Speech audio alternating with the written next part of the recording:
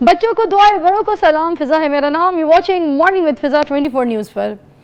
ناظرین، آج لاہور میں پھر سے بارش ہو رہی ہے. موسم بڑا خوبصورت ہے، بڑا دلکش موسم ہے، مگر میں وہی کہوں گی کہ جب اپنے گھر سے باہر نکلیں تو خاص خیال رکھیے گا کہ کسی کے کپڑوں پہ چیٹے مارتے ہوئے آپ اپنی گاڑی کو لے کے ایسے گزر نہ جائیں، یا کوئی بائک والا جو ہے وہ کسی ریڈی والے کے اوپر چھیٹا مارتے ہوئے گزر نہ جائے. تو اپنے جگہ پہ نا ہر ایک کا خیال رکھے گا، کیونکہ دیکھیں جو بائک والے ہوتے ہیں نا، بائک والوں کے پیچھے ایک ایسی چیز ہوتی ہے جس کو کہتے ہیں دمچی، پتہ ہے نا اس کے بارے میں؟ خدا کے لیے اس کو لگوا لیجئے. سب کی ٹوٹی بھی ہوتی ہیں تو ان کے جو ٹائر ہیں وہ پیچھے سے کیچڑ اڑاتے ہوئے جا رہے ہوتے ہیں، تو پلیز یہ لگوا لیجئے. یہ 10-20 روپے کی ہے، اتنی کو مہنگی ہے، 10-20 روپے پلیز آپ مجھ سے لے لیجئے گا، ٹھیک ہے؟ اچھا، آج ہم بات کریں گے ناظرین جس کے بارے میں سب بات کر رہے ہیں، ٹھیک ہے؟ ایک چیز چل رہی ہے ٹرینڈنگ میں، اور ٹرینڈنگ میں چیز ہے ڈھینچو. اسلام آباد اور لاہور کے بیچ میں جو ہے نا مقابلہ چل رہا ہے، سخت مقابلہ ہے. پہلے لاہور جو تھا وہ اکیلا لڑ رہا تھا اور اس کے ساتھ لڑنے والا کوئی تھا ہی نہیں، اور لڑائی کے لیے آپ کو پتہ ہے سامنے کسی پارٹی کا ہونا بہت ضروری ہے. اب ہمارے ساتھ ہیں اسلام آباد بھی. اب ہم دونوں آپس میں لڑ رہے ہیں، لاہور اور اسلام آباد کی شدید لڑائی ہو رہی ہے اور شدید مقابلہ چل رہا ہے، کیونکہ پہلے ہم گدھے کے گوشت کو کھاتے ہوئے پکڑے گئے تھے، ٹھیک ہے؟ اور ہمارے پاس سے یہ جو تھا اعزاز چھین کر ابھی جو ہے اسلام آباد والوں نے لے لیا ہے، جس پہ ہم کو اتنے خوش نہیں ہیں کیونکہ ہماری ٹینشن چھین لی ہے. تو اب اسلام آباد والے بھی جو ہے نا وہاں پر، یہاں پر تو چلو کسی ریسٹورنٹ میں گدھے کا گوشت پکڑا، وہاں پہ تو زندہ گدھے پکڑے گئے ہیں، وہاں پہ تو زندہ گدھے ذبح ہوتے ہوئے پکڑے گئے ہیں، اور پتہ نہیں کتنا من گدھوں کا گوشت، اور وہاں پہ بندھے ہوئے بھی گدھے تھے، پتہ نہیں کہاں 50 گدھے جو تھے وہ بندھے ہوئے تھے، ٹھیک ہے؟ تو وہ بھی ملے ہیں، وہ بھی برآمد ہوئے ہیں. تو آج ناظرین ہم نے یہ سوچا کہ ٹاپک بھی ہم اس حوالے سے رکھیں کہ ایک عام آدمی جو ہے اس کو کیسے پتہ چلے گا کہ میں کہیں گدھے کا گوشت تو نہیں کھا رہا. تو جو گدھے کا گوشت ہے وہ بیف سے ملتا جلتا ہوتا ہے، سوری چوڑیاں بھی دکھائی ہیں میں نے ذرا، ہے نا؟ اوکے. تو یا پھر وہ مٹن سے ملتا جلتا ہوتا ہے. کس سے کیسے پتہ چلے گا؟ دیکھیں چکن کے ساتھ تو بالکل بھی میچ نہیں کر سکتے. اتنا تو کوئی اگر نہیں سمجھ سکتا نا کہ یہ مرغی کا گوشت ہے تو پھر تو وہ اصل میں خود گدھا ہے، ٹھیک ہے؟ تو ہم نے گدھے کی گوشت کی پہچان کرنی ہے، انسانوں میں گدھا نہیں ڈھونڈنا.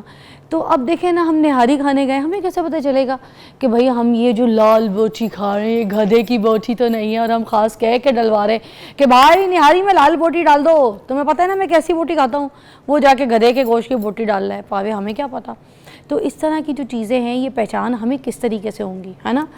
تو ہم آج بات کریں گے. ہمارے ساتھ ایک مہمان ہے جو بڑے دبنگ ہیں، بڑے اچھے ہیں، آتے ہیں اور بڑا اچھا کام کر رہے ہیں. میں تو کہتی ہوں جو کیا کہتے ہیں عاصم جاوید صاحب ہیں، ٹھیک ہے، D G Punjab food authority سے. آج ہم نے ان کو خاص مدعو کیا ہے. آج ہم گدھے کے اوپر بات، مطلب گدھے کے گوشت کے اوپر بات کریں گے، ٹھیک ہے جی؟ اور ان گدھوں کو بھی چھیڑیں گے جو یہ کام کر رہے تھے. السلام علیکم. وعلیکم السلام میڈم. کیسی طبیعت ہے؟ جی میں ٹھیک ہوں الحمدللہ. ہے نا سر؟ اچھا آپ بتائیں، آپ کا اسلام آباد آنے جانا ہوتا تھا؟ جی بالکل ہوتا ہے. کس سلسلے میں؟ سم ٹائمز کچھ میٹنگز ہوتی ہیں جس کی وجہ سے اسلام آباد جانا پڑتا ہے. اس کے علاوہ ہمارا راولپنڈی میں جو ہے وہ آفس ہے، وہاں پہ بھی ہم ڈویژن کی میٹنگز کرنے کے لیے جاتے ہیں. تو اس وجہ سے اسلام آباد. تو کبھی کھانا پینا، لنچ ڈنر باہر کوئی کیا؟ جی بالکل ہوتا ہے. تو اب بعد میں کوئی پچھتا رہے ہیں، کوئی سوچ رہے ہیں کہ جن ریسٹورنٹس میں نے کھایا تھا ادھر ہی جا کے پہلے ریٹ کروں کہ وہاں پہ تو کوئی نہیں ایسا سسٹم تھا، میں نے گوشت ٹھیک کھایا ہے؟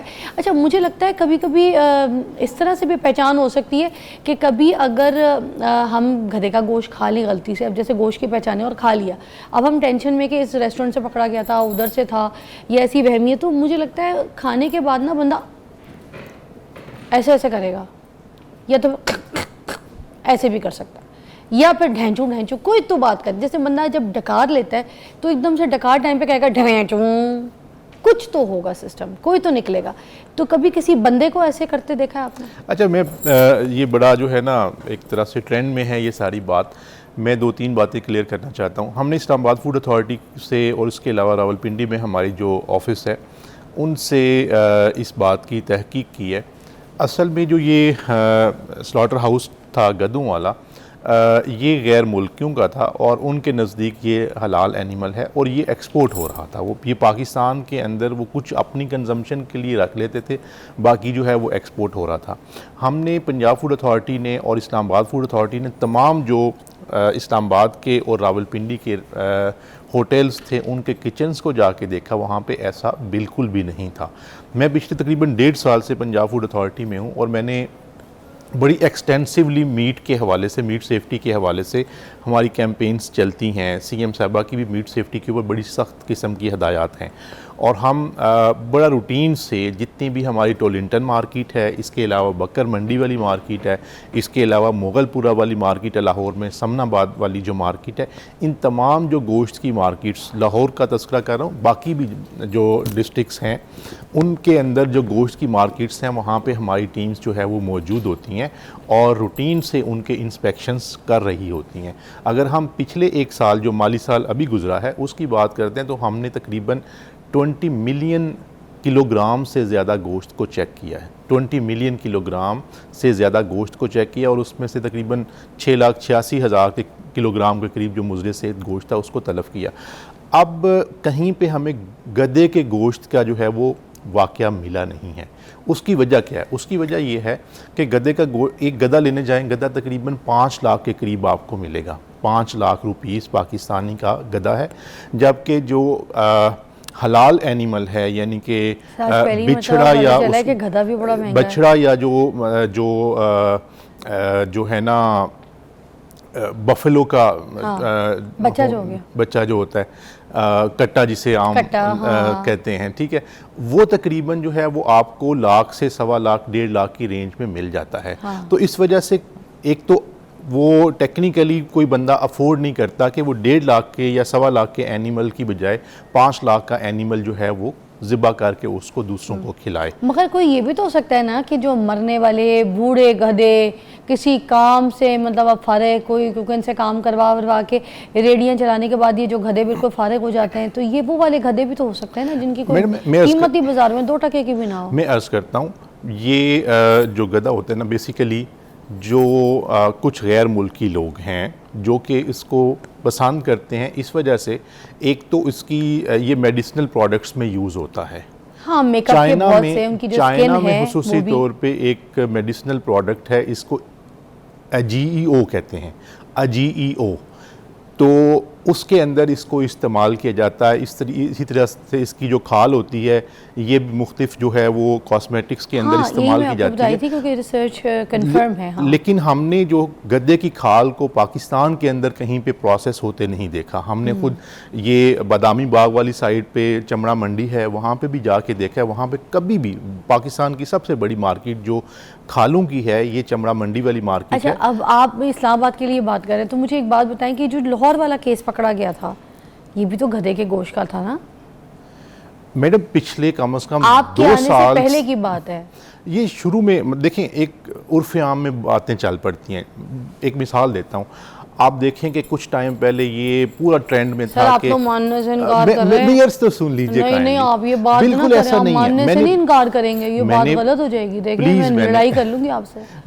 مانے تو سے آپ کے آنے سے پہلے ہی گدھے کا گوشت پکڑا گیا تھا, ہم لاہوری بڑا فخر محسوس کرتے تھے. میرے ایسا نہیں ہے, میری سن لیجئے, میری کائنڈلی سن لیجئے. دیکھیں عرف عام کے اندر بہت سی چیزیں جو ہے نا وہ غلط ٹرینڈ چل پڑتا ہے. جیسے کچھ ٹائم پہلے یہ چل رہا تھا کہ جو تربوز ہوتا ہے اس کے اندر اس کو انجیکشن لگا کے جو ہے نا وہ کیا جاتا ہے. وہ بالکل پاسبل ہی نہیں ہے, بالکل پاسبل ہی نہیں ہے. اسی طریقے سے آپ دیکھیں نا کہ 1 لاکھ کا اگر آپ کو حلال اینیمل مل رہا ہے, ٹھیک ہے, اور اس کے اگینسٹ 5 لاکھ کا جو ہے نان حلال یا حرام اینیمل مل رہا ہے, تو لوگ پھر حلال کی طرف ہی لیں گے. یہ ضرور ہو سکتا ہے کہ جس حلال اینیمل کو وہ ذبح کر رہے ہیں وہ ہو سکتا ہے کہ وہ بیمار ہو یا لاغر ہو, یہ ہو سکتا ہے. یہ ایسے انسٹنس ہوتے ہیں اور جس کے اوپر میں نے آپ کو بتایا کہ ہماری اتنی انسپیکشنز بھی ہیں اور 204 FIRs ہیں پچھلے مالی سال کے اندر. تو لیکن ہم نے گدھے کا گوشت اپنی آنکھوں سے نہیں دیکھا. اس وجہ سے سب کو میں آپ کے پروگرامز کے توسط سے گزارش کروں گا کہ پینک کرنے کی, پریشان ہونے کی ضرورت نہیں ہے. الحمدللہ میں بڑی جو ہے وہ تسلی سے اور تحقیق سے میں پورا اس کو جو ہے نا تمام ڈسٹرکٹس میں میٹنگ کر کے سب سے میں نے باری باری اس حوالے سے پوچھا، اسلام آباد والوں سے پوچھا، اس کے علاوہ اپنی جو پنڈی والی ٹیم ہے انہیں کہا کہ اسلام آباد کے تمام جو اسلام آباد فوڈ اتھارٹی ہے ان کے ساتھ مل کے تمام ارد گرد کے جو ہوٹلز ہیں ان کے کچنز کو دیکھیں، ایسا بالکل بھی نہیں ہے۔ تو بالکل تسلی رکھیں کہ الحمدللہ گدے کا گوشت جو ہے وہ اویلیبل نہیں ہے۔ سر ایک بریک لیتے ہیں، بریک کے بعد دوبارہ آتے ہیں اور جو اور سوال ہمارے دل میں ہیں، عوام کے دل میں، وہ سب پوچھیں گے ہم آپ سے۔ ٹھیک ہے بریک۔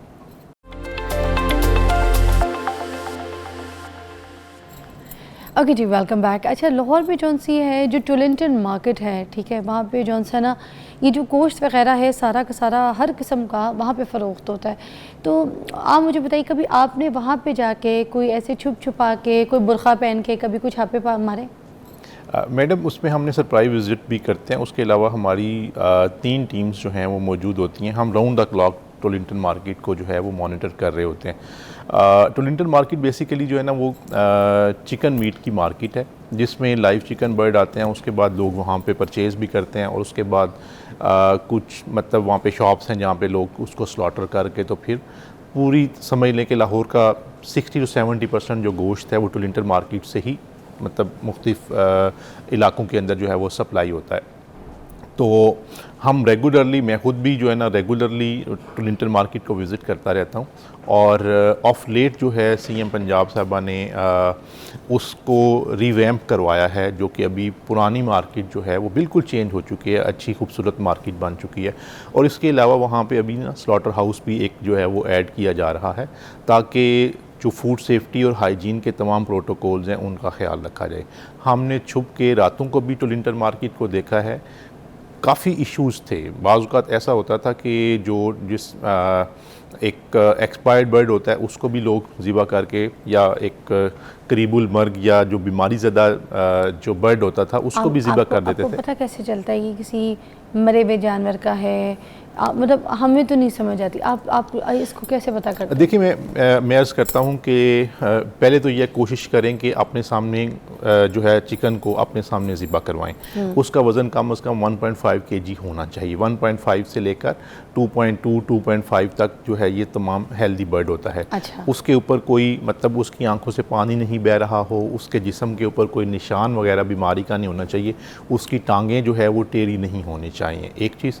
اس کے علاوہ یہ ہے کہ اس کے جو چکن میٹ ہے اس کا کلر جو ہے وہ لائٹ پنک ہوتا ہے، اگر وہ ریڈش ہے یا اس میں کہیں پہ بلیکش وغیرہ کہیں پہ آ رہا ہے تو اٹ مینس کہ وہ گوشت صحیح نہیں ہے۔ ہوتا کہ جب آپ ایک کسی بھی جانور کو سلاٹر کرتے ہیں، بے شک وہ چکن ہے، وہ بیف ہے، وہ مٹن ہے، جب آپ اس کو سلاٹر کرتے ہیں تو اس کی جو رگیں ہوتی ہیں اس کے اندر سے خون جو ہے وہ بہتا ہے، اس کا بہنا ضروری ہے۔ چکن جو ہے نا وہ پکانے کے بعد اندر ریڈ سا کچھ رہ جاتا ہے، لیگ پیس کے اندر ایک ریڈ سی ایک لائن کالی سی ہو جاتی ہے پھر بعد میں پکانے کے بعد، تو وہ نارمل ہے کیا؟ نہیں، وہ نارمل ہے، اس میں ایسا ہو سکتا ہے کہ جب وہ کہیں پہ ٹریول کر رہا ہو تو شاید اس کو کہیں تھوڑا بہت جو ہے وہ زخم ٹائپ آ گیا ہو، لیکن گوشت کی پہچان بیسیکلی یہی ہے کہ اس کے اندر سے جو ہے نا جب اینیمل کو ذبح کرتے ہیں، سلاٹر کرتے ہیں، تو خون اس کی رگوں سے جو ہے وہ بہہ جاتا ہے۔ اگر وہ بہہ گیا ہے تو اس کا کلر بھی نارمل ہو جائے گا، اور اس کے علاوہ وہ آپ یہ سمجھیں کہ وہ جو ہے نا وہ ایکسپائرڈ اینیمل نہیں تھا۔ تو برڈ میں بھی یہی ہے، چکن برڈ میں بھی یہی ہے کہ اس کا کلر جو ہے وہ لائٹ پنک ہونا چاہیے، اگر وہ ریڈ ہے تو آپ اس کو نہ لیں، ریڈ اگر چکن ہے تو اس کو آپ نہیں لیں، اس کا مطلب یہ ہوگا کہ ہو سکتا ہے کہ اس نے ایکسپائرڈ برڈ کو ہی جو ہے نا وہ ذبح کر لیا ہو۔ تو اس چیز کا جو ہے وہ تمام ناظرین جو ہے وہ ضرور خیال رکھیں۔ ہم مزید یہ کہ جتنی بھی گوشت کی مارکیٹس ہیں ان کے اندر ایک انتہائی ضروری ہدایات جو ہے وہ چسپاں کروا رہے ہیں، وہ ہدایات جو ہیں وہ جو گوشت کرنے والا ہے اس کے لیے بھی ہیں کہ اس نے کن کن چیزوں کا خیال رکھنا ہے، اور گاہک حضرات جو کسٹمرز ہیں ان کے لیے بھی ہیں کہ انہوں نے کس چیز کا جو ہے وہ خیال رکھنا ہے، تاکہ یہ ایک اویئرنیس ہے۔ اچھا، ابھی تو کہیں گدھے کا گوشت نہیں مل رہا مارکیٹ میں، ٹھیک ہے، مگر اگر خدا نخواستہ اگر ہو کہیں سے لے رہے ہو یا کھا رہے ہوں تو کوئی پہچان ہے کہ گدھے اور بیف کے گوشت کے اندر کوئی ایسی اسمیل، اس کا کوئی بوٹی، اس کا کوئی ریشہ، اس کا کوئی سخت ہے، نرم ہے، ذائقے میں کوئی ایسی چیز کوئی پتہ لگ سکتا ہے؟ اب میں مطلب آپ سے پوچھوں، آپ نے بھی نہیں کھایا، ظاہر سی بات ہے، مگر کوئی کیا ٹیسٹ کیا ہوگا کوئی پکڑ کیا کس طرح ہوگی؟ دیکھیے ٹیکنیکلی یہ کہا جاتا ہے کہ جو گدھے کا گوشت ہوتا ہے that is a kind of کہ مٹن اور بیف کے وہ درمیان میں ایک ہوتا ہے، ٹھیک ہے.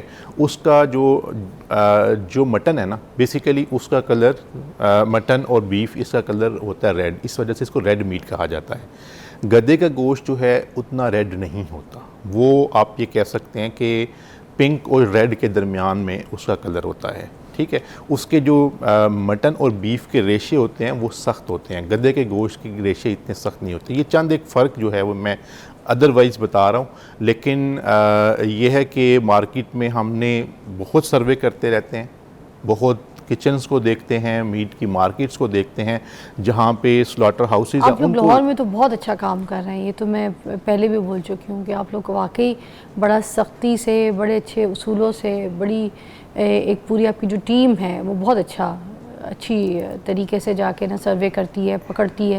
اور آپ لوگوں کے بارے میں ابھی تک جتنے بھی لوگوں سے ہمیں پتہ چلا ہے وہ یہی پتہ چلا ہے کہ آپ لوگ ایک کال پہ جو ہے نا جاتے ہیں اور فوراً اپنی ٹیم کو سروے کے لیے بھیجتے ہیں اور اس کو ایکشن لیتے ہیں. جی بہت شکریہ. 1223 ہمارا ٹول فری نمبر ہے، اس کے اوپر بھی ہمیں کمپلینٹس جو ہے وہ روٹین سے آتی ہیں. اس کے علاوہ ہم ابھی جو ہے اپنی جو کمپلینٹ مینجمنٹ سسٹم ہے اس میں اے آئی بیسڈ جو ہے وہ کمپلینٹس کو بھی جو ہے وہ ایڈ کر رہے ہیں کہ آپ چیٹ باٹ کے ذریعے سے بھی اپنی وائس نوٹ میں اپنی کمپلینٹ رجسٹر کروا سکتے ہیں، ریٹن میں کمپلینٹ اس کے اوپر جو ہے وہ رجسٹر کروا سکتے ہیں. ہم یہ چاہتے ہیں کہ جو ڈیجیٹل مطلب مینز ہیں ان کا پراپر استعمال کرتے ہوئے کمپلینٹس کو ایڈریس کیا جائے. تو جو میں پہلے عرض کر رہا تھا کہ اتنی ایکسٹینسو ہماری جو ہے وہ کیمپین چل رہی ہے اور مزید ہم اس کو بہتر کرنا چاہ رہے ہیں. سلاٹر ہاؤسز کی ری ماڈلنگ کے لیے ہماری ڈرافٹ اسمبلی تیار ہے، جو قوانین میں امینڈمنٹس ہونے والی ہیں اس کے اوپر سارا جو ہے وہ گراؤنڈ ورک ہو چکا ہے. اسمبلی ہم نے کیبنٹ کے لیے انیشیٹ کر دی ہے، وہ انشاءاللہ it will take time may be 1 odd month. تو اس سے ہم جو سلاٹر ہاؤسز کو انٹرنیشنل سٹینڈرڈز کے مطابق جو ہے وہ بنوائیں گے تاکہ ایک جانور جس نے ذبح ہونے کے لیے آنا ہے وہ اس کا پہلے اینٹی مارٹم ہو، اس کی صحت کو دیکھا جائے، اس کے بعد اس کو جب سلاٹر کیا جائے اس کا پھر دوبارہ سے پوسٹ مارٹم کیا جائے، اس کو ٹرانسپورٹیشن سے لے کر کسٹمر کی جو پلیٹ ہے ان تمام پوری کی پوری جو چین ہے میٹ کی اس کے ہر اینڈ کے اوپر اس کی میٹ سیفٹی کا اور اس کی ہائیجین اور پروٹوکولز کا خیال رکھا جائے. بہت بہت شکریہ آپ کا، بہت آپ نے اچھی طریقے سے رہنمائی کی. تو ناظرین یہ ہے کہ اسلام آباد کی جو یہ خبر تھی کہ جس میں گدھے کا گوشت پکڑا گیا ہے اور باقی جتنے اسلام آباد کے ریسٹورنٹس ہیں وہاں پر گدھے کا گوشت سپلائی کیا جا رہا ہے اور پتہ نہیں کس کس نے گدھے کا گوشت کھایا. ہو سکتا ہے وہاں پر کوئی لوگ ایسے کام کر رہے ہوں. تفتیش سے تو یہ جو سچویشن جو پکڑ میں آئی ہے وہ یہ ہے کہ گوشت جو ہے یہ باہر جاتا تھا، یہ یہاں پاکستان میں کہیں پہ بھی سپلائی نہیں ہوتا تھا. یہ کچھ باہر کے لوگ ہیں، ٹھیک ہے، تو ان لوگوں کے لیے گوشت جاتا تھا جو لوگ کھاتے ہیں، جو لوگ پسند کرتے ہیں، مگر ہمارے ملک میں ادھر نہیں تھا. ہاں مگر یہ گوشت جو کٹ رہا تھا، یہ جو بن رہا تھا، ٹھیک ہے، اس کی کوئی پرمیشن نہیں تھی گورنمنٹ سے، ٹھیک ہے، اللیگل تھا، اس کی وجہ سے یہ پکڑا گیا. اور اللیگل کام کی تو پکڑ ہونی چاہیے. اور اللیگل والے کام جو ہوتے ہیں، ابھی تو ویسے کسی کو اسلام آباد والوں کو کہیں پہ کسی کو یا لاہور میں کہیں کسی کو نہیں بھیجا کہ نہیں کھلایا، مگر اس کے باوجود جب یہ اللیگل کام ہو سکتا تو کسی کو کھلانے کا بھی اللیگل ہو سکتا تھا. اچھا ہوا پکڑا. ٹیک اے بریک.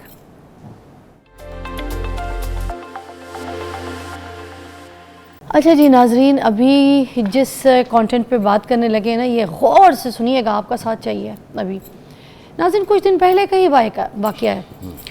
سرگودا میں ایک نوجوان 24 سالہ، ٹھیک ہے، جس کا نام محمد طیب تھا، اس نے خودکشی کر لی. اب جب ریسکیو والے آئے اس کو CPR وغیرہ دینے کی کوشش کی مگر وہ بچ نہیں سکا. تو اس کے بعد جب اس کی تلاشی لی تو اس کی جیب میں سے ایک چھوٹی سی پرچی نکلی، ٹھیک ہے. انہوں نے اس پرچی کو کھولا، اس میں بہت سے نام لکھے ہوئے تھے اور اس کے آگے اس کے پیسے لکھے ہوئے تھے. تو وہ جو بیسکلی لسٹ بنائی تھی اس نے نام کی، وہ لوگ تھے جن کے اس نے قرض دینے تھے، جن سے ان لوگوں سے اس نے قرض لیا تھا. یہ وہ لوگ تھے. اور کسی کو 1,25,000 دینا تھا, کسی کو 80,000 دینا تھا, کسی کو 10,000 دینا تھا, کسی کے 30,000. اس طرح پوری ایک لسٹ بنی ہوئی تھی. اور نیچے اس نے اپنے گھر والوں کو یہ تاکید کی کہ جب میں مر جاؤں, ٹھیک ہے, تو یہ ایگزیکٹ الفاظ تھے اس کے کہ میرے گھر والوں سے یہ التجا ہے کہ پلیز میرا یہ ادھار واپس دیا جائے تاکہ میرا عذاب جو ہے نا وہ کچھ کم ہو سکے. اب وہ بیچارہ کس سچویشن میں تھا کہ اس نے خودکشی کر لی, سائیکولوجیکلی اس کو کیا پریشر ہو رہا ہوگا کہ اس نے جا کے سوسائڈ کر لی. اب یہ جو ہمارے وہاں بہت سے ایسے لوگ ہیں جن کی بیسک ضروریات جو ہے نا وہ پوری نہیں ہو پا رہی ہوتی ہے. اب وہ کہیں سے تو اپنے بچوں کے لیے کچھ نہ کچھ تو کریں گے, ہاتھ تو پھیلائیں گے. میرے ایک ٹیلر ہوتے تھے بہت پرانے, ٹھیک ہے, جب میں کپڑوں کا کام کرتی تھی میرے برانڈ کے لیے تو اس میں میرے ایک ماں صاحب ہوتے تھے. ان ماں صاحب نے نا, لوگوں نے بتایا کہ نا انہوں نے خودکشی کی. جب ان سے پوچھا گیا کیوں, تو بتایا گیا کہ انہوں نے نا لوگوں سے قرضے لیے ہوئے تھے, ٹھیک ہے, مجھ سے بھی لیے تھے, مگر کیونکہ میں کام بند کر چکی تھی تو وہ مجھے پتا تھا کہ ان کے حالات ایسے نہیں, 2 بیویاں بھی تھیں ان کی, بزرگ آدمی تھے. تو میں یہ کہتی تھی کہ ان سے کیا پیسے لینے ہیں اور میں کون سے ان سے پیسے لے کے امیر ہو جاؤں گی. اسی طرح باقی لوگوں نے بھی سوچ لیا ہوگا, مگر وہ بندہ شریف تھا, وہ سوچتا رہتا ہوگا, پریشان رہتا ہوگا. ایک دن اس نے اپنے آپ کو کمرے میں بند کر کے نا سوسائڈ کر لیا.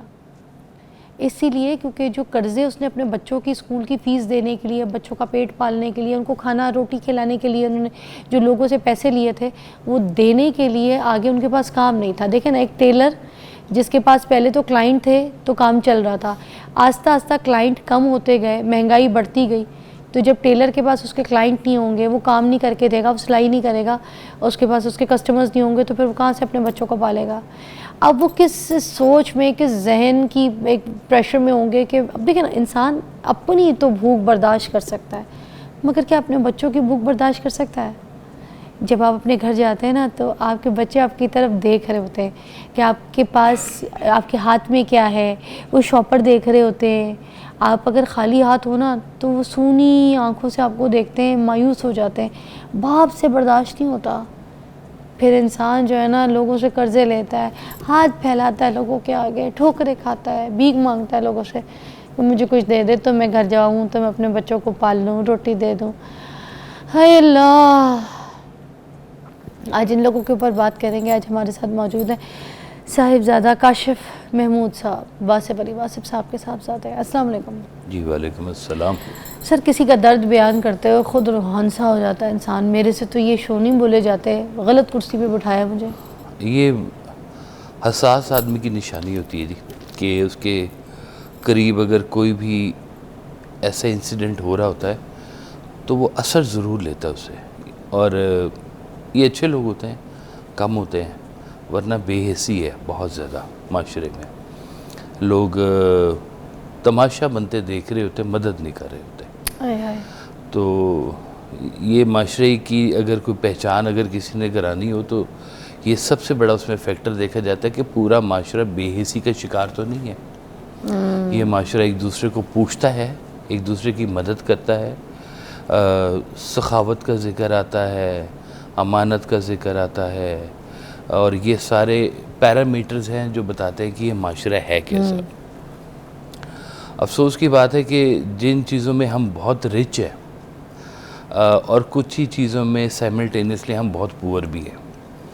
ہم لوگ ریلیشنز میں باہر کی دنیا سے بہتر ہیں. وہاں پر آئسولیشن بہت ہے, وقت نہیں ہے لوگوں کے پاس ایک دوسرے کو وزٹ کرنے کا, پوچھنے کا. لیکن اچھی بات یہ ہے کہ وہاں پہ کوئی غریب اس طرح سے نہیں ہوتا جیسے ہمارے ہاں ہوتے ہیں. اب وہ ان کی حکومت اللہ کرے کہ ہمارے ہاں بھی کبھی وہ ویلفیئر سٹیٹ کا تصور ہے کہ اگر کسی کو ضرورت ہے تو حکومت بیٹھی ہو وہاں یہی تو, اور حکومت اس کی مدد کر رہی ہو. میں کسی باہر کے ملک میں تھا تو بچے کے نا اسی دن ہی پیپر بنے تھے, تو کہتا جی میں نے نا جاب ڈھونڈنی ہے اب اپنے لیے. تو میں نے کہا کیسے ڈھونڈو گے, اخبار آتا ہے. اس نے مجھے نا ایک ایپ کھول کے دکھائی جی. اس نے کہا جی اس وقت اس شہر میں جہاں ہم بیٹھے ہوئے 1,15,000 جابز اویلیبل ہیں, اور میں اس میں سے سلیکٹ کروں گا کہ مجھے میرے جانر کی کون سی ہے جاب جو مجھے کرنی ہے اور میرے قریب کون سی ہے میں ادھر جا کے ہٹ کروں گا. تو ایک سسٹم بنے ہوئے جاب کے, یہاں تو لوگوں کو پتہ ہی نہیں چلتا کہ جی ہم نے کرنا کیا ہے, جاب کدھر ہے, پیسے کدھر ہیں, کمانے کیسے ہیں. اور کہیں پر بھی اسکولوں کالجوں میں اس کی نہ کوئی تربیت ہے, نہ کوئی اس کے اوپر کام ہو رہا ہے. اب جو چھوٹے اسکول ہیں جیسے سرگودا ہے, میں خوشاب کا رہنے والا ہوں جی خود میں, ایڈجسنٹ ٹو سرگودا ہی ہے وہ بھی, ہمارا بچپن سرگودا میں گزرا ہوا ہے.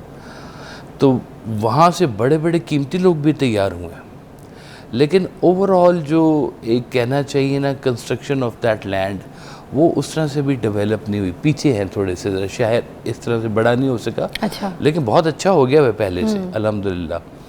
وہاں کی مٹی میں زرخیزی ہے, وہاں کی مٹی میں لوگ بڑے, جو کسان ہوتا ہے نا جی, وہ تھوڑا سا ذرا اس لیے بھی اچھا ہوتا ہے کیونکہ وہ غریبی کو جانتا ہے اور وہ غریب لوگوں کو اپنے ساتھ ملاتا ہے. یہ جن دنوں میں فصل نہیں نہ ہوتی تو ان دنوں میں وہ ایک دوسرے کی مدد بھی کر رہے ہوتے ہیں کہ اچھا کسی کے پاس دانے کم ہو گئے تو دانے پہنچا دے, اچھا بھی تیری فصل آئے گی تو دے دیں, کوئی بات نہیں. تو یہ ٹرینڈ ہوا کرتے تھے, اور لوگ بیٹیوں کی شادی پر جا کے خرچ کیا کرتے تھے. دوسرے کی بیٹی ہے, اپنے کی تو کرتے ہی ہیں نا سر, دوسروں کی بیٹیوں پر بھی شادی خرچ کیا کرتے تھے. اب نہیں ہے.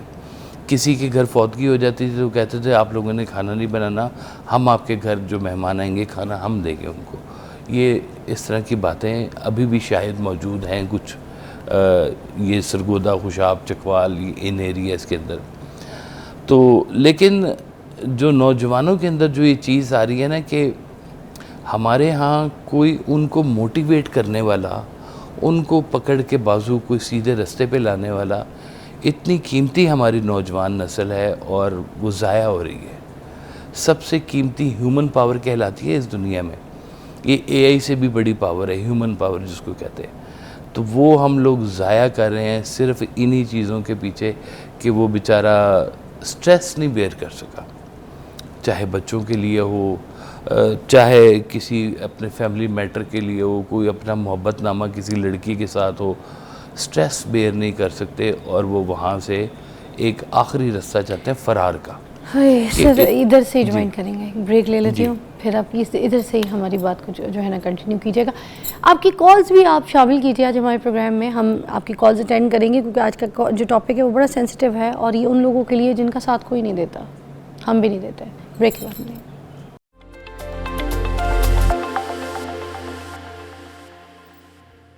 قرضے کی وجہ سے سوسائڈ, آج ہم اس ٹاپک کے اوپر بات کر رہے ہیں کاشف فرحات صاحب سے. اچھا کاشف محمود صاحب سے. اچھا کاشف صاحب مجھے یہ بتائیے گا کہ یہ جو سوسائڈ بندہ جب کرتا ہے, قرضے تو لے لیتا ہے, نہیں دے پاتا, ظاہر سی بات ہے تبھی جا کے سوسائڈ کرتا ہے, ذہنی حالت کیا ہو رہی ہوتی ہے اس وقت اس انسان کی کہ بندہ یہ اٹیمپٹ کرتا ہے کہ نہیں میں نے نہیں جینا, میں نے مر جانا ہے, کیا ہوتا ہے؟ دیکھیں جتنے بھی سوسائڈل کیسز ہوتے ہیں ان کو اینالائز کریں تو آدھے سے زیادہ یا کثیر تعداد ان لوگوں کی ہوتی ہے جن کی کوئی مینٹل ہسٹری نہیں ہوتی. کیا مطلب کوئی ایسے کہیں نا کہ کوئی مینٹل ڈیزیز یا کوئی الوژن یا کوئی مینٹل ڈس آرڈر ان کا, ایسا کچھ نہیں ہوتا, ایسا کچھ بھی نہیں ہوتا ان کا. کثیر تعداد, مور دین 50% اگر لوگ نکالیں تو یہ وہ لوگ ہیں جو بالکل ہیلدی تھے, فرسٹ کلاس تھے اور روٹین میں اپنا کام کر رہے تھے. اچھا, یہ کبھی پاگل خانے نہیں گئے, کبھی کوئی انہوں نے سلیپنگ پلز نہیں لی ہیں یا کچھ بھی اس طرح سے نہیں ہے وہ. یعنی کہ اپنی روٹین کی لائف میں چلتے چلتے وہ کسی ایک جگہ پہ سٹک ہو گئے, بالکل سٹک ہو گئے اور ان کو آگے کچھ نظر نہ آیا. اچھا یہاں پر تھوڑا سا میں ذرا یہ ایکسپلین کر دوں کہ یہ جو حالت ہے نا, اس حالت کو اللہ تعالیٰ پسند نہیں فرماتا, اس لیے کہ وہ کہتا ہے کہ خبردار میری رحمت سے مایوس نہ ہونا.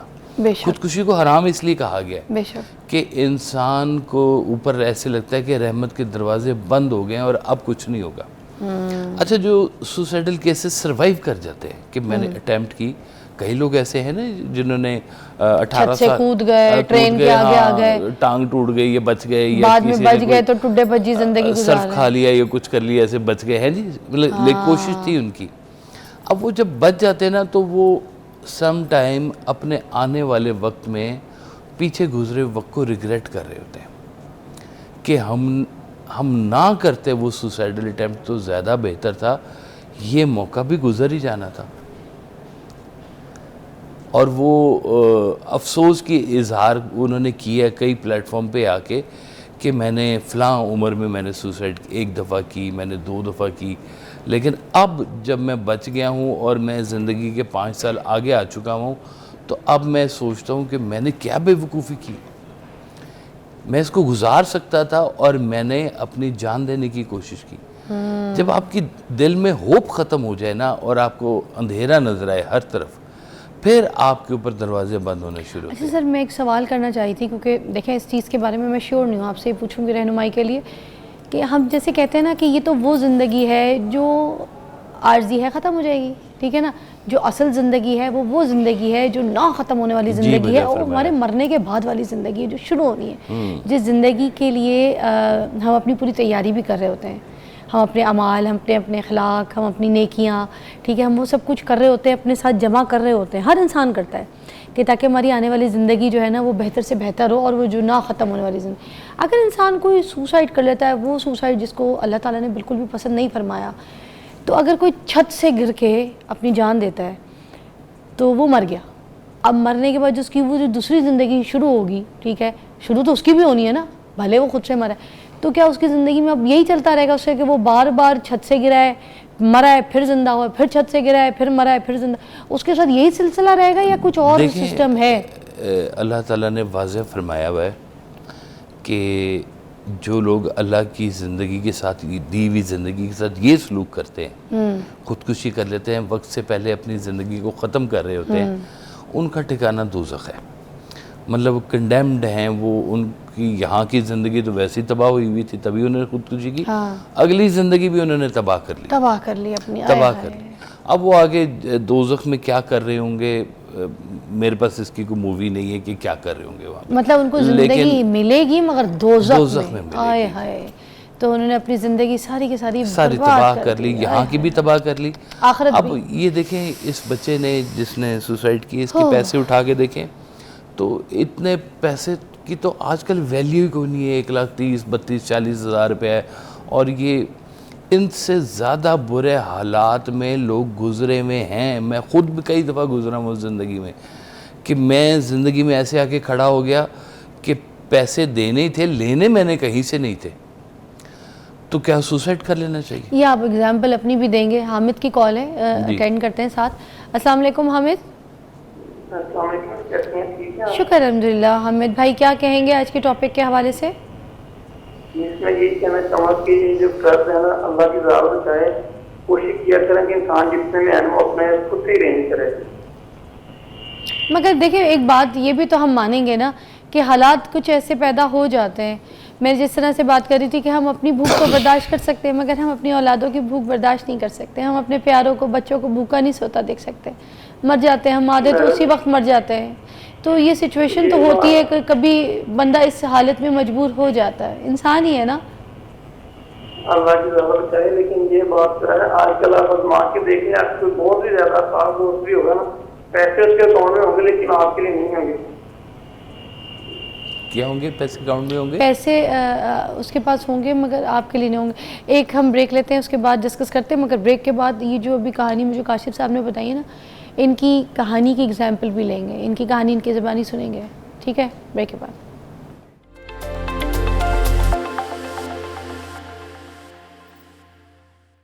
اچھا جی, ہم بات کر رہے ہیں جو قرضہ لے کر لوگ خودکشی کر لیتے ہیں, سوسائڈ کر لیتے ہیں. کاشف صاحب نے بات کرنی تھی, انہوں نے اپنی کوئی مثال دینی تھی. یہ وقت ان کے اوپر بھی آیا تھا, تو جب یہ وقت ان کے اوپر آیا تھا تو کیا یہ فیل کرتے تھے کہ میں سوسائڈ کر لوں؟ کیا اس طرح کا پریشر ان کے ساتھ بھی ہوتا تھا؟ ایک ایگزامپل ہم ان کی بھی لیتے ہیں. جی یہی میں آپ کو بتا رہا ہوں کہ اگر آپ کا تھوڑا سا بھی کنیکشن اپنے رب کے ساتھ ہے نا, تو ایسا تو نہیں ہے کہ رب تعالیٰ کو پتہ نہیں کہ آپ کہاں سے گزر رہے ہیں. اور اس نے کہا ہوا ہے کہ میں کسی انسان پر اس کی استطاعت سے زیادہ بوجھ نہیں ڈالتا, فرمان ہے اس کا قرآن حکیم میں. اب جو ان حالات سے گزر رہے ہیں وہ اس بات کو سمجھیں کہ ہمیں بھی آزمایا جا رہا ہے, ہمیں بھی گزارا جا رہا ہے.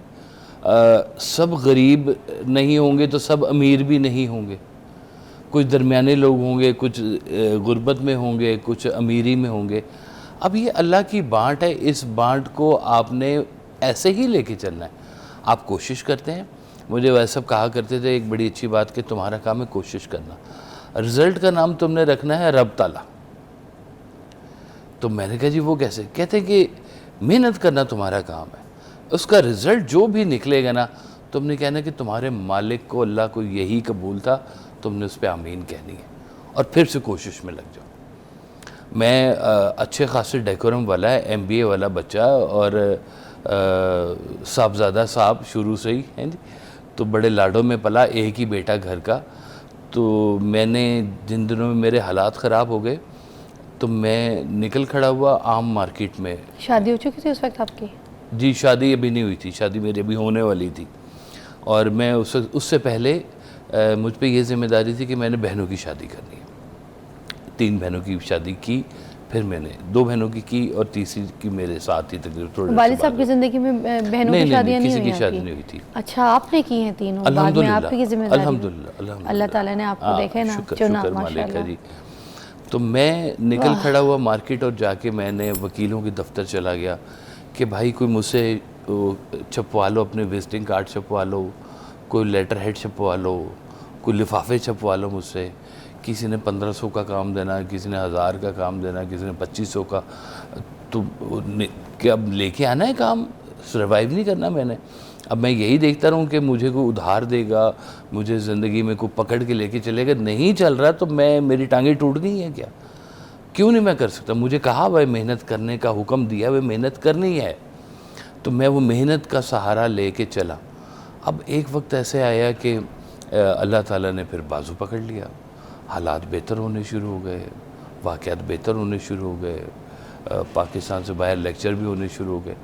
لیکن میں اس وقت کو بھولا نہیں.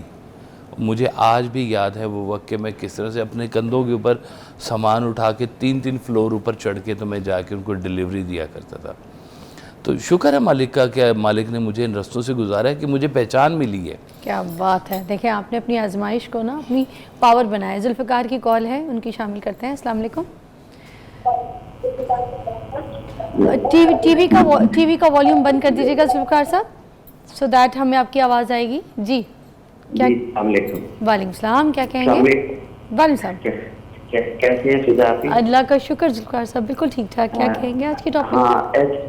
ہاں میں نے بھی آج یہ سن رہا تھا مارننگ میں کہ مشکلات انسانوں پہ آتی ہیں. جی. تو جیسے میں نے ایف اے کیا اور ایف اے کے بعد بی اے کے اندر میں جا رہا تھا اور کالج اسٹوڈنٹ تھا. اور کالج اسٹوڈنٹ کے دور میں نا میرے والد صاحب کا ایک بزنس تھا, وہ بزنس بالکل تباہ ہو گیا. وہ کسی نے مطلب کہ کچھ کیا یا کوئی پیسے روک دیے, لینے والوں سے ملے نہیں, دینے والے سر پہ آ گئے. تو اس سلسلے میں لوگوں نے مجھے اٹھا کے رات ٹارچر بھی کیا, ساری رات مارتے بھی رہے اور فون پہ والد صاحب کو سناتے رہے کہ ہاں بھی پیسے دینے ہیں یا ہم اس کی ٹانگیں کاٹ دیں گے. اس طرح کے حالات ہو گئے. اس کے بعد کسی طریقے سے وہ مجھے چھڑوا تو لیا. اس کے بعد ہم نے جو پلاننگ تو ہماری ساری ختم ہو گئی. جہاں ہم نے جو کپڑے کا کام تھا کراچی دیا, وہ بک نہیں رہا تھا. لینے والے ہمارے کراچی پہنچ گئے, یعنی کہ 100 روپے میٹر والی چیز انہوں نے 40 روپے میں ہمارے سے اٹھا لی. وہ اتنا قرض ہو گیا, اس کے اوپر ہمارا مکان بھی بک گیا, ہماری فیکٹری بھی بک گئی. اور اس کے بعد میں اور میرے والد صاحب ککری گراؤنڈ, مجھے یاد ہے کہ رات 12 بجے سوچ رہے تھے اب ہمارے پاس رہا تو کچھ نہیں, کیا کریں, کوئی راستہ ہی نہیں ہے. تو ان دنوں میں نے فوراً جو بھی تھا کہ ایک ہمارے ملنے والے تھے کراچی میں, عالم تھے, تو ان کے پاس گئے. انہوں نے کہا یار صرف آپ ایک وظیفے بتائے, انہوں نے وظائف بتائے. انہوں نے یا رحمان یا رحیم بحق کے بسم اللہ الرحمن الرحیم. अच्छा, ये माशाल्लाह। बताए। उसके बाद हमने ये वजीफा रेगुलर करना शुरू कर दिया। रेगुलर करने के बाद जैसे जैसे मैंने बीए किया, बीए के बाद फिर मुझे नौकरी हल्की सी मिल गई। नौकरी भी मिलती कहाँ थी, मैंने ऑफिस बॉय के साथ जो है ना काम शुरू कर दिया। ऑफिस बॉय से काम सीखा, क्योंकि मेरे अंदर ये था घर का खर्च चलाना है। 3-4 बहनें थी मेरी, अपनी शादी है, सिस्टरों की शादी है, घर चलाना है, यानी कि सारी जिम्मेवारी मेरे ऊपर आ गई।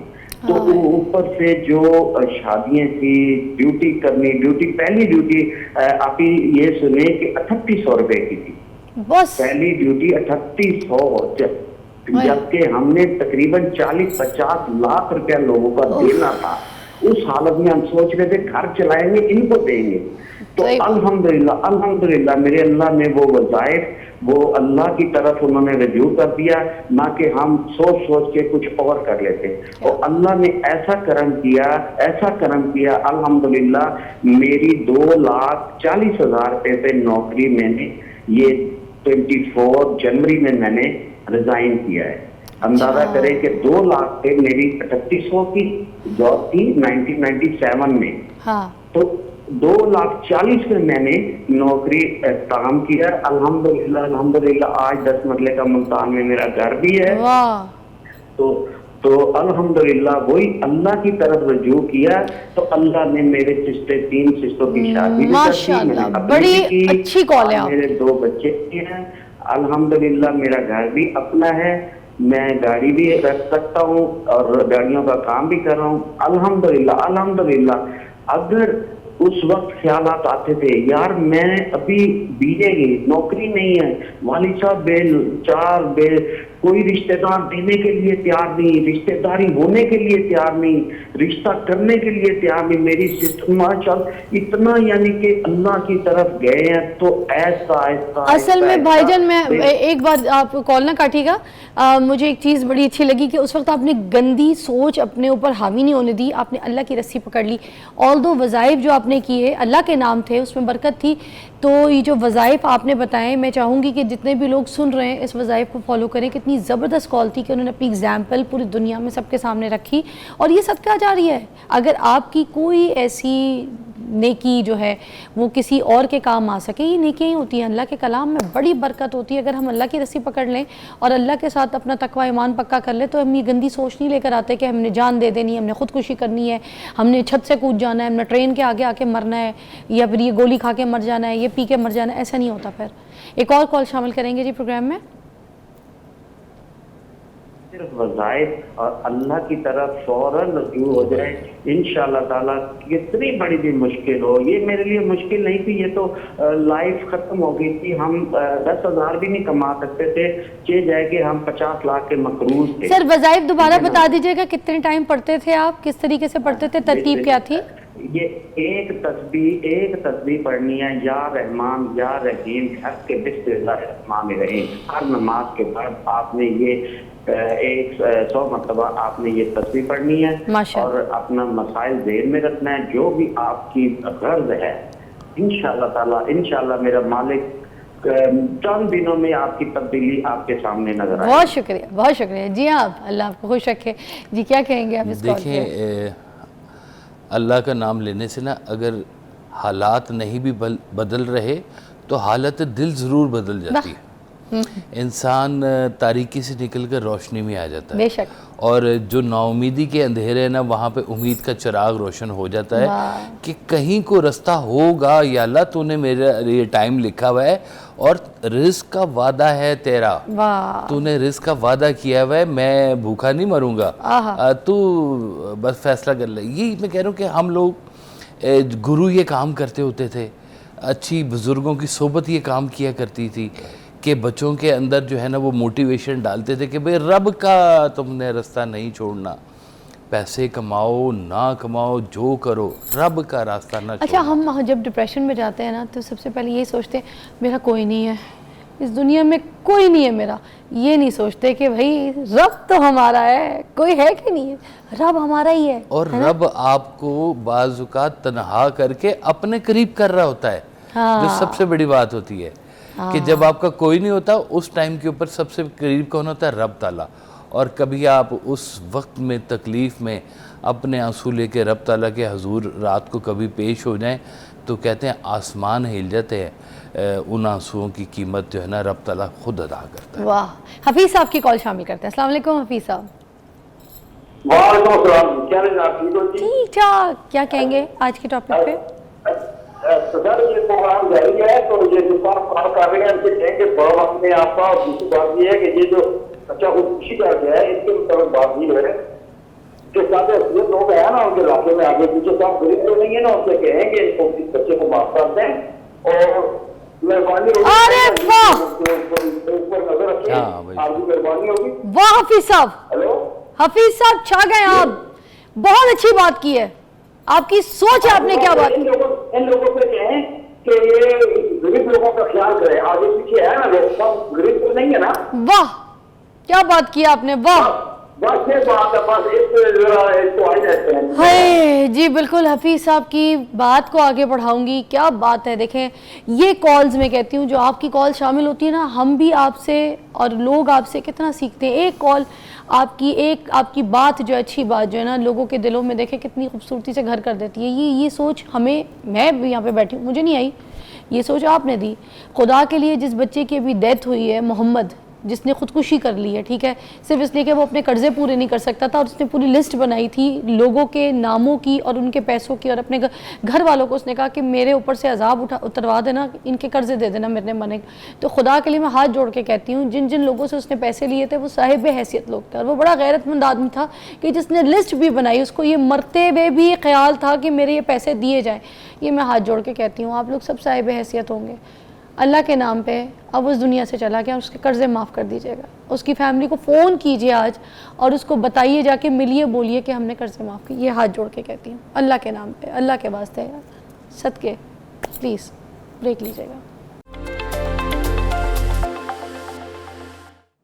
اچھا جی, یہ جو قرضہ لوگ لیتے ہیں اور اس کے بعد ادا نہیں کر سکتے, اس کے بعد ڈیتھ ہو جاتی ہے, آج اس ٹاپک پہ ہم بات کریں.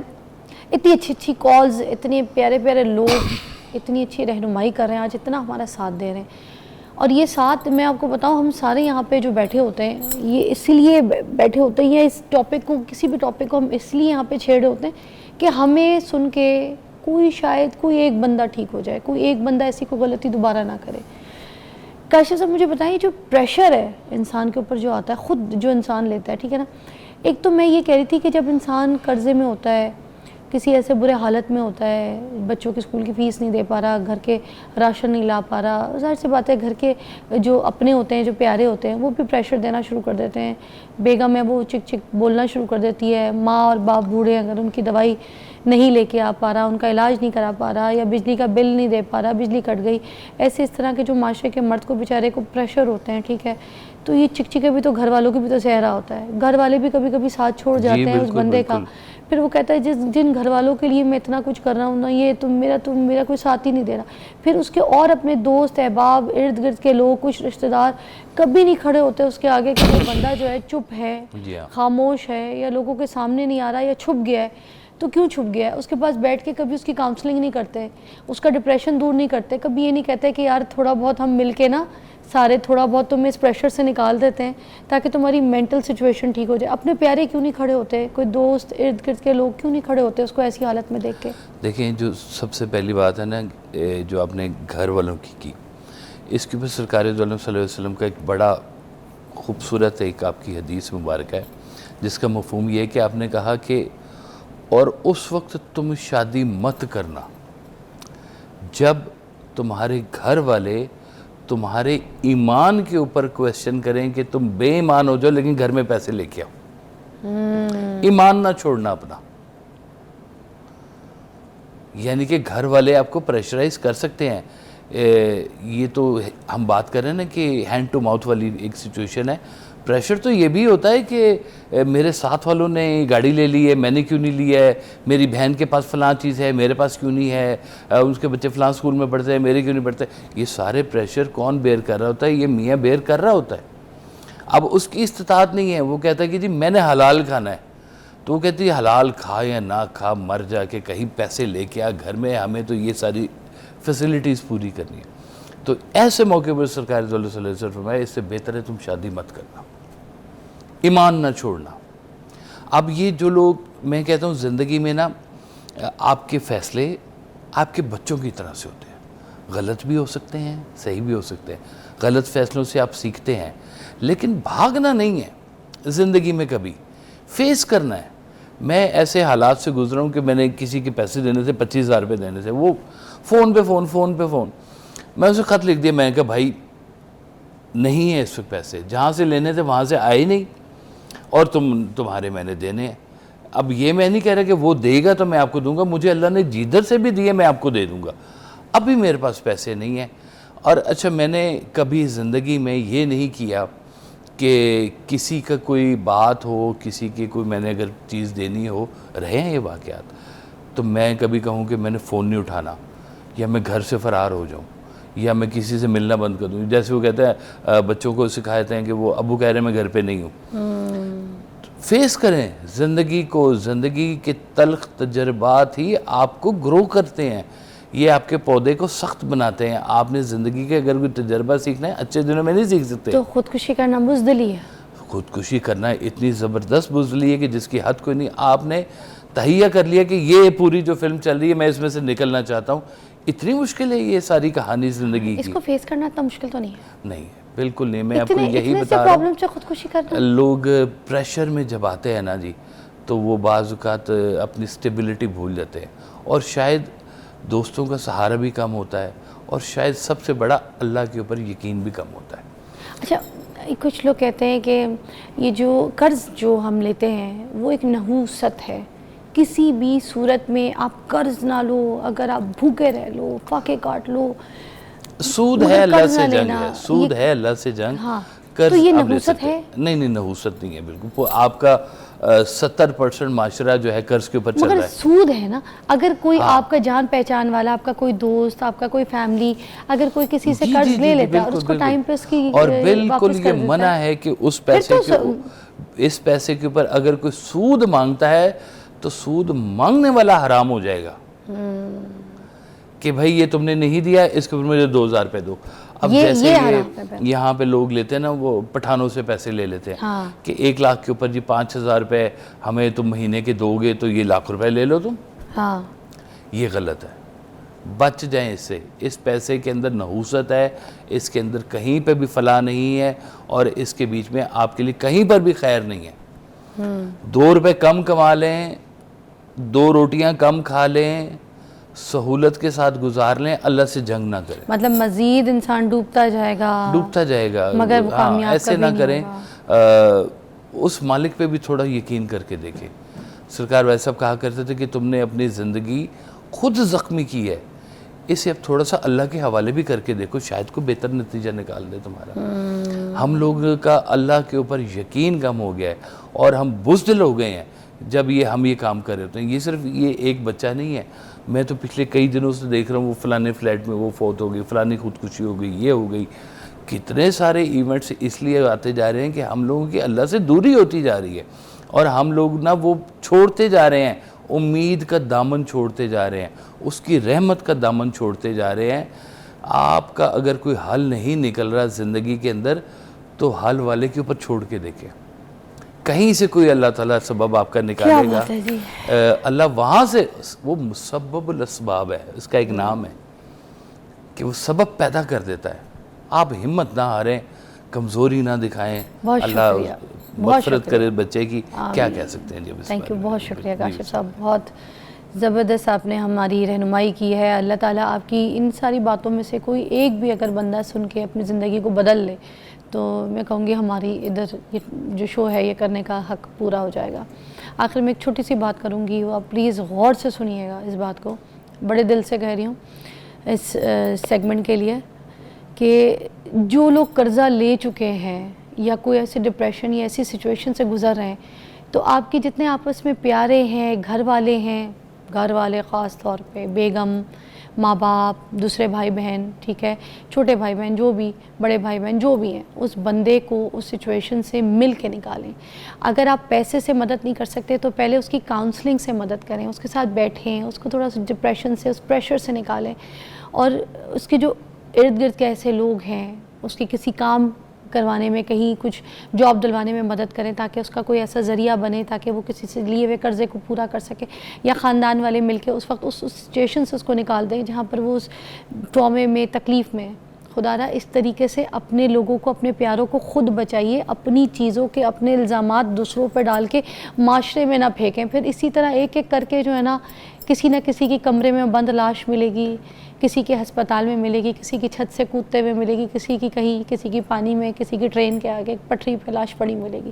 خدا کے لیے خیال کیجیے. بریک کے بعد ملتے ہیں.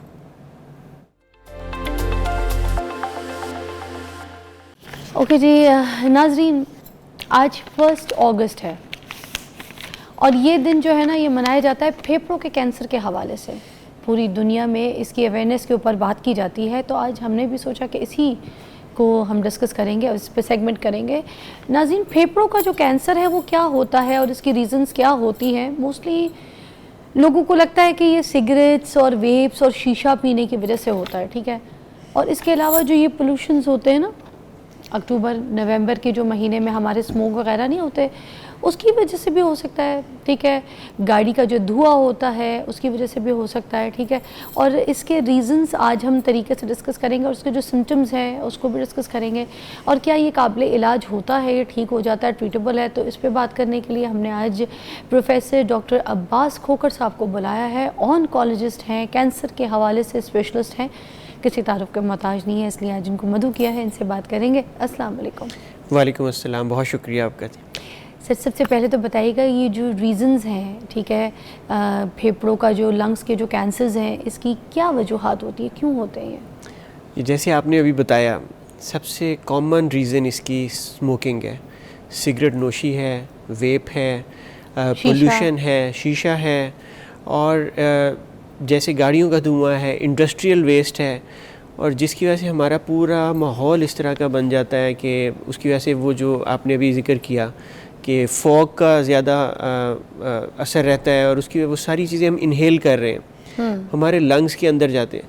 جیسے ہمارے ہاتھ ہیں, اگر یہ گندے ہو جاتے ہیں, ہمیں دکھتے ہیں, ہم دھو لیتے ہیں, لنگس ہمیں نظر نہیں آ رہے ہوتے, اور جیسے جیسے اس کے اندر پولوشن جا رہی ہوتی ہے, اسموک جا رہا ہوتا ہے, یہ اندر سے کالے ہوتے چلے جاتے ہیں.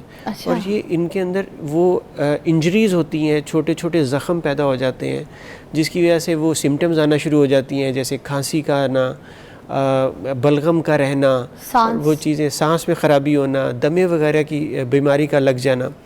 اب یہ ساری چیزیں کنٹریبیوٹ کرتی ہیں, اور الٹیمیٹلی ان میں سے کچھ ایسی بھی ہیں جو زیادہ دیر تک رہیں. سر جیسے ہم رورل ایریاز میں پرانے جیسے لوگ ہوتے تھے, گاؤں وغیرہ میں جاؤ, وہاں پہ جو بوڑھے بابا جی ہوتے ہیں وہ حکے پھیرے ہوتے ہیں, ٹھیک ہے, شیشے پیے جا رہے ہیں, حکے پیے جا رہے ہیں, کھانسے جا رہے ہیں, کھنگے جا رہے ہیں, کھنگے جا رہے ہیں. تو یہی ان کی نشانی ہے کہ ان کی جو کھانسیاں ہیں وہ اسی وجہ سے ہیں کہ ان کے لنگس کے ایشو چل رہے ہیں. جی, لنگس کا ایشو چل رہا ہے تو وہ اس کی ایک سمٹم ہے نا, کھانسی آنا تو ایک علامت ہے کہ اندر کچھ گڑبڑ ہے. اچھا, یا تو وہ خون آنا, تو شیشے پیتے ہیں, حکے سٹتے ہیں اور کھانستے ہی رہتے ہیں. وہ چونکہ وہ نشہ ہے نا, ایک ایڈکشن ہو جاتی ہے, اس کے بغیر وہ رہ نہیں پاتے. اور اس چیز کو جتنی اس سے جلدی چھٹکارا حاصل کر لیا جائے اور عادت جتنی پکی ہوتی چلے جائے, اس سے پھر چھٹکارا ممکن نہیں. اس سے بھی ان کو کیا کوئی بز آتا ہے جو یہ لوگ پیتے رہتے ہیں, نشہ اس کے اندر اس طریقے سے ہوتا ہے کیونکہ جو مزے. ڈیفینیٹلی جی, اسموکنگ سے لے کے آپ شیشہ, ویپ, یہ ساری چیزیں, یہ اس میں ڈیپینڈنس ہے, اس میں ایسی چیزیں ہیں جس کے بغیر پھر آگے گزارا مشکل ہو جاتا ہے. اوکے, تو انسان باوجود کوشش کے نہیں چھوڑ پاتا, اس لیے جتنی جلدی ہو سکے اس سے چھٹکارا حاصل کرنا چاہیے. سر اب یہ بتائیے گا کہ جو کینسر ہے, ٹھیک ہے, اس کی جو اقسام ہوتی ہیں, اس کی صرف ایک ہی ہے اقسام یا پھر اس کی بھی کوئی ڈفرینٹ ٹائپس ہوتی ہیں, تو بتائیے گا. دیکھیے, عام بندے کے لیے تو یہ ایک لنگ کینسر ہے. ہاں, اگر ہم آج لنگ کینسر کے لیے بیٹھے ہیں تو لنگ کینسر عام بندے کی, لیکن ہمارے پوائنٹ آف ویو سے دیکھیں تو اس کی کئی قسمیں ہیں. اگر اس کو موٹی میں ڈیوائڈ کریں تو ایک non small cell lung cancer ہے اور ایک اسمال سیل لنگ کینسر ہے. جو نان اسمال سیل ہے اس میں فردر آگے کچھ ٹائپس ہیں, اسمال سیل جو ہے اس میں بھی کچھ ایسی ٹائپس ہیں, لیکن اسمال سیل بہت خطرناک ہوتا ہے. نان اسمال سیل میں زیادہ تھیریپی کے پوائنٹ آف ویو سے, علاج کے پوائنٹ آف ویو سے ترقی ہوئی ہے, اور کچھ ایسی دوائیاں آ گئی ہیں جس سے اس میں ٹریٹمنٹ میں بڑا فائدہ ہوا ہے. اچھا آپ نے ایک چیز یہ بھی بولی کہ ہمارے جو پھیپھڑے ہیں وہ کالے ہونا شروع ہو جاتے ہیں، تو کیا ہمارے پھیپھڑے کے اندر کوئی ایسا میکانزم نہیں ہوتا جو آٹومیٹکلی اس کے اندر کی صفائی کرتے رہے؟ اگر سگریٹ چھوڑ دیں، شیشہ چھوڑ دیں، ویپ چھوڑ دیں تو وہ اندر سے خود بخود صاف نہیں ہو سکتا؟ کوئی ہے ایسا میکینک؟ یہ بڑا اچھا سوال ہے آپ کا.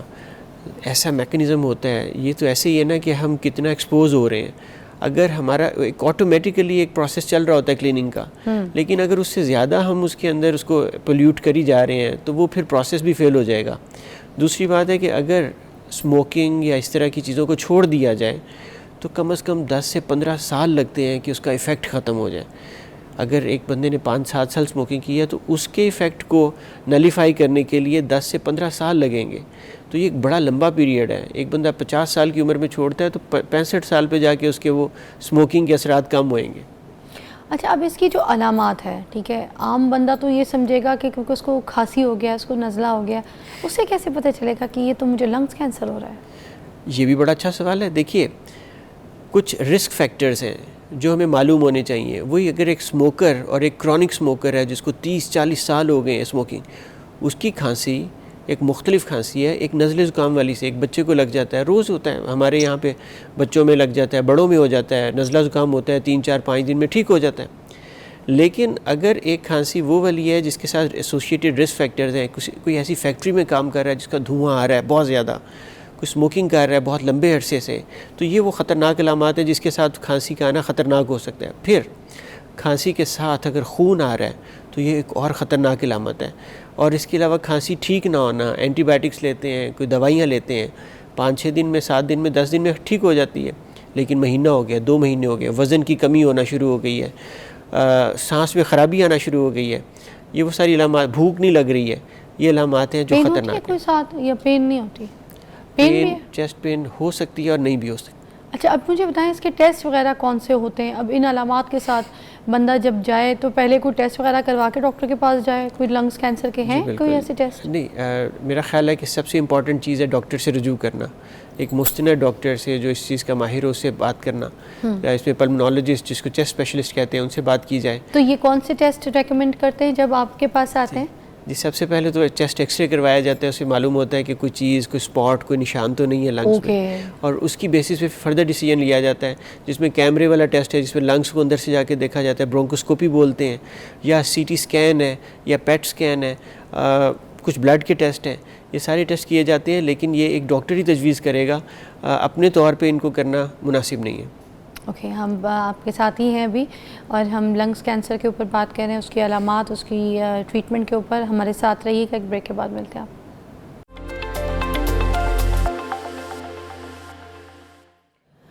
اوکے جی، ڈاکٹر عباس کھوکر ہمارے ساتھ موجود ہیں جو کہ خاص طور پہ ہمیں آج پھیپھڑوں کے کینسر جو ہے اس کے حوالے سے ہماری رہنمائی کر رہے ہیں. اچھا مجھے بتائیے گا کہ یہ کون سے سٹیجز پہ جا کر جو ہے ایک دم سے سامنے آتے ہیں، پتہ چلتا ہے کہ اب یہ سچویشن میں ہے؟ بڑا اچھا سوال. دیکھیے اسٹیج 4 ایک موسٹ کامنلی پریزنٹڈ اسٹیج ہے.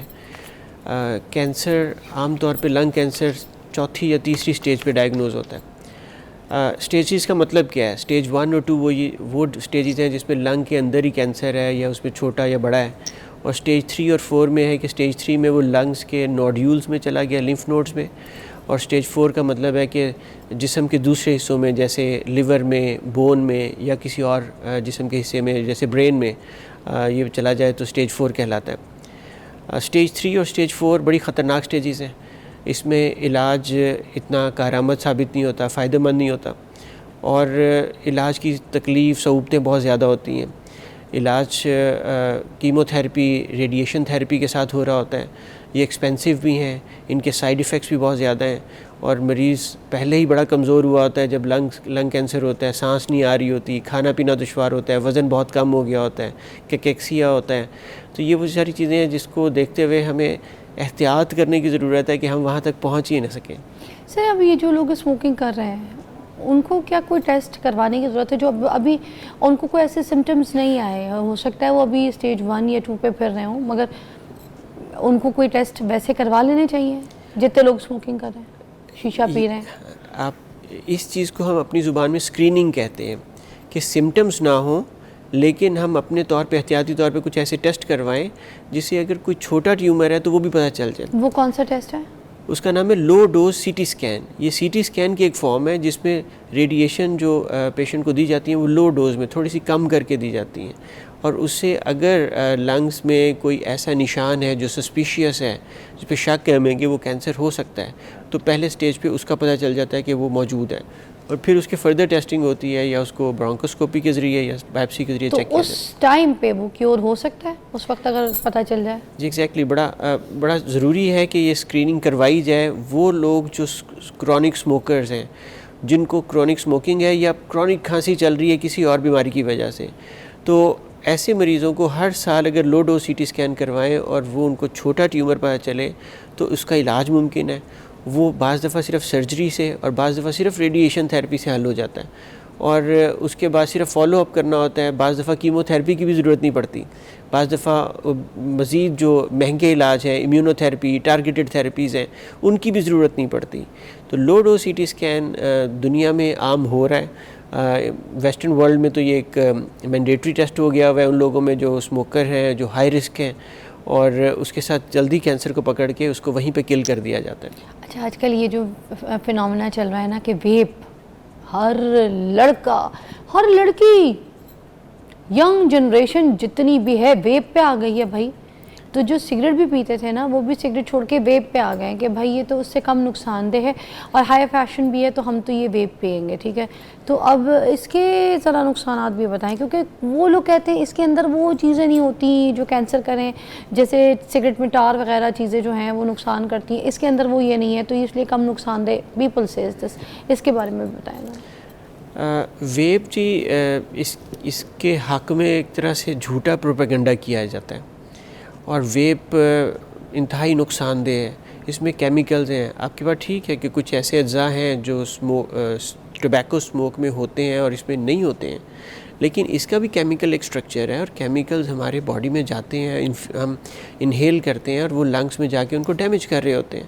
اور بعض دفعہ تو اتنا سیویئر ریئیکشن ہوتا ہے کہ وہ لنگس فیلئر کی طرف بھی لے جا سکتا ہے. اور کرونک ویپ ایک ایکسپوجر ہے جو کیمیکلز ہمارے لنگس میں مسلسل جا رہے ہیں, اس کی وجہ سے الٹیمیٹلی یہ چیز بھی کینسر میں چلی جاتی ہے. تیسری چیز یہ ہے کہ یہ ایک انوائرمنٹ ہے, وہ دھوئیں والا انوائرمنٹ. ویپ کے ساتھ بھی رسک ہائی ہو جاتا ہے کہ ultimately you will land into that environment اور ان دیٹ سوسائٹی جہاں پہ اسموکنگ بھی ہوئے گی اور ہر طرح کی ایڈکشن اور نشے والی بات ہوئے گی. کسی کے پاس ویپ پڑا ہے؟ علی رانا کے پاس اگر ویپ پڑا ہے مجھے ذرا ہاتھ بھی دیجیے گا, اس میں میں کچھ چیزیں دکھا سکوں. جلدی سے لے کر آئیے گا, میں کچھ چیزیں دکھاتی ہوں. ہمارے یہاں پر بھی ایک کچھ لوگ ہیں جو میں کسی کا نام نہیں لوں گی کہ کون ویپ کرتا ہے کون نہیں کرتا, ہو سکتا ہے گھر سے چھپ کے کرتے ہوں, اس لیے کسی سے ادھار لے کر آئے ہو نا؟ ہاں کسی سے. یہ ایسا نہیں ہے, اچھا بچہ ہے. اچھا اب یہ دیکھیں, یہ شکل ہے, کلوز کیجیے گا ذرا. یہ ویپ ہے, ٹھیک ہے ڈاکٹر صاحب, آپ بھی دیکھ رہے ہیں نا, یہ آپ نے تو کافیوں کے دیکھے ہوں گے. تو اس ویپ میں ایک لیکوڈ والی بھی جگہ ہے, ٹھیک ہے, جس کے یہ دیکھیں نا, یہ جو اوپر ہے نا ایک یہاں پہ کوائل ہے, اس جگہ پہ لیکوڈ بھرا جاتا ہے, ٹھیک ہے. اب یہ جو لیکوڈ ہے اس کے اندر کتنے کیمیکلز ہوں گے اس کوائل کے اندر, کیونکہ وہ اس کوائل کے ذریعے اس لیکوڈ کو جلاتی ہے. تو وہ کوائل جب اس لیکوڈ کے ساتھ جا کے اس کو برن کرتی ہے, اس کو گرم کرتی ہے, اس کو جلاتی ہے, تو یہ کتنے نقصانات ہوتے ہوں گے اس کے, اور کیا کیا کیمیکلز اس لیکوڈ کے اندر ہوتے ہوں گے جو اس کو کوائل کے ذریعے برن کر کے ایک دھوئے کی فارم میں آپ کو دیا جا رہا ہوتا ہے ویپ کی صورت میں. تو اس کے بارے میں ذرا آپ بتائیے گا. جی آپ کی بات بالکل بجائے. کوائل, اس کو برن کرنا, اس کے ساتھ ایک اسموک پیدا ہونا اور کیمیکل ریئیکشن ہونا, یہ ساری چیزیں ہمارے لنگس کے لیے انتہائی ڈیمیجنگ ہیں, نقصان دہ ہیں. امیجیٹلی تو ہمیں وہ دمے والی چیز اور اس طرح کی چیزیں آتی ہیں, کھانسی وغیرہ, لیکن کرونک اسموکنگ ایک جیسے ایک زخم ہے, اس کو مسلسل آپ کھرچتے رہیں تو وہ کبھی بھی ٹھیک نہیں ہوتا اور وہ پھر ایک زہر باد بن جاتا ہے. تو یہ والی چیزیں ایسی ہیں جو کرونیکلی یوز کی جائیں تو بہت نقصان دہ ہیں, اور لنگ کینسر بھی ایک چیز ہے, اور اس کے علاوہ لنگ ڈیمیج اتنا زیادہ ہو جاتا ہے کہ سانس لینا دشوار ہو جاتا ہے. اس کو پی سکتی ہوں میں؟ زہر ہے, کبھی بھی نہیں پیوں گی. استغفراللہ، نہ کہ وہی حکیم صاحب کا کوئی نسخہ نہیں جو ٹرائل پہ میں جو پی لوں. اچھا جی ڈاکٹر صاحب بہت بہت شکریہ، بڑا اچھا آپ نے ہمیں ایلیبریٹ کیا ہے اور آپ نے بڑی رہنمائی کی ہے. جس طریقے کی آپ کی شخصیت ہے اسی طریقے سے آپ نے لوگوں کو بڑے پیار سے، دھیمے لہجے سے، مزے سے سمجھایا ہے. دیکھیں جی یہ بہت ڈینجر ہے، چاہے آپ کا شیشہ ہو، چاہے آپ کا یہ ویپ ہو، چاہے آپ کی سگریٹ ہو. اور ہماری نوجوان نسل جو ہے نا اس پہ لت پہ لگ چکی ہے. اگر آپ اپنے آپ کو بچانا چاہتے ہیں، اپنے بچوں کو بچانا چاہتے ہیں تو اس گن سے نکلیں، اس لت سے نکلیں. آپ سے ملاقات کریں گے انشاءاللہ منڈے کو. اپنا بہت خیال رکھیے گا. جمعہ مبارک.